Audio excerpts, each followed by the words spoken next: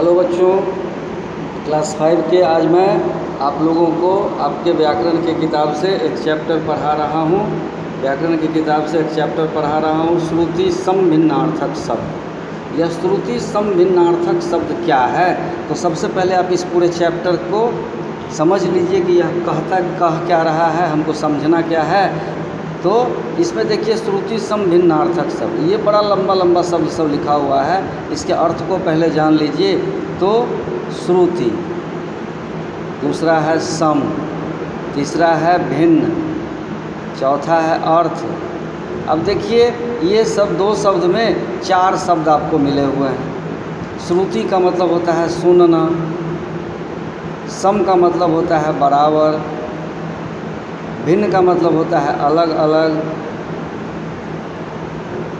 और अर्थ का मतलब होता है उसका अर्थ या मतलब। अब देखिए यहाँ आपको क्या है कि आप यह जान लीजिए कि हर भाषा में कुछ ऐसे शब्द होते हैं जो बोलने और सुनने में लगभग समान होते हैं, किंतु उनकी वर्तनी भिन्न होती है। वर्तनी का मतलब उनकी मात्राएं भिन्न होती है। वर्तनी भिन्न होती है। वर्तनी का मतलब होता है मात्रा जिसकी भिन्नता के कारण उसके अर्थ बदल जाते हैं। अब जैसे वर्तनी मात्रा, अब जैसे हम लिखते हैं अ, आ, हर्षि, दीर्घी, हर्षु, दीर्घु। अब देखिए ये अ की तो कोई मात्रा नहीं है, आ की मात्रा होती है, हर्षि की भी मात्रा होती है, दीर्घी की मात्रा होती है, हर्षु की मात्रा होती है। तो ये सभी मात्राएं हैं। यही जब बदल जाता है तो यही थोड़ा सा बदल जाता है किसी शब्द में, तो इसके माने बदल जाते हैं। अब जैसे इसका मैं छोटा सा एक उदाहरण पहले बता देता हूँ। अब जैसे देखिए ये है कुल। अब देखिए इसमें मात्रा क्या है लगी हुई? हर्षु की मात्रा लगी हुई है। यहाँ देखिए हर्षु की मात्रा लगी हुई है।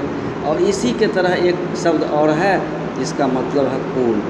यहाँ देखिए, तो ये वर्तनी है, इसी को कहा जाता है वर्तनी, इसी को कहा जाता है मात्रा। तो बदल गया, पढ़ने में तो एक जैसा लग रहा है, सुनने में तो एक जैसा लग रहा है, लेकिन इस दोनों के अर्थ अलग अलग होते हैं। जैसे कुल का मतलब होता है सारा,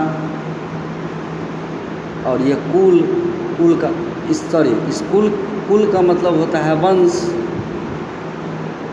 और इस कुल का मतलब होता है किनारा, नदी का किनारा, और ये होता है किसी परिवार का वंश।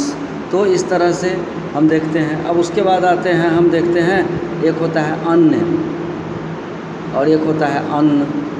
अब देखिए सुनने में तो दोनों थोड़ा समान लगता है, इसीलिए कहा गया इस चैप्टर को श्रुति सम। सुनने में जो समान लगे लेकिन अर्थ उसके अलग अलग हो, इसलिए उसको हम श्रुति सम भिन्नार्थक शब्द कहते हैं। अब जैसे एक शब्द हम लेते हैं तो ग्रह, और एक शब्द हम लेते हैं तो गृह। अब देखिए ग्रह का मतलब होता है नक्षत्र, और गृह का मतलब होता है घर। अन्न का मतलब होता है दूसरा, और अन्न का मतलब होता है अनाज। अब देखिए अगर थोड़ी सी गलती हो जाएगी शब्द को लिखने में तो सेंटेंस हमारा गलत हो जाएगा, और तब हमारी मार्किंग कमज़ोर हो जाएगी। इसलिए हमारे लिए ज़रूरी है कि हम उसका अधिक से अधिक सही उपयोग करना सीखें। तो उसके लिए आपके पास किताब होने चाहिए, और किताब में आपको पढ़ना होगा। अब देखिए यहाँ मैं आपकी किताब में आपको बता रहा हूँ। देखिए ये सारा आपकी किताब में लिखा हुआ है। अब यहाँ से आ जाइए एग्जाम्पल एक्सरसाइज पर। अब देखिए यहाँ देखिए, अब देखिए यहाँ एक शब्द लिखा हुआ है और दूसरा शब्द लिखा हुआ है और का मतलब होता है किसी दिशा की ओर। और का मतलब किसी दिशा की ओर इंगित करता है, दिशा का इशारा कर बताता है। और का मतलब होता है साथ, एक दूसरे के साथ, यह एक योजक हो जाता है।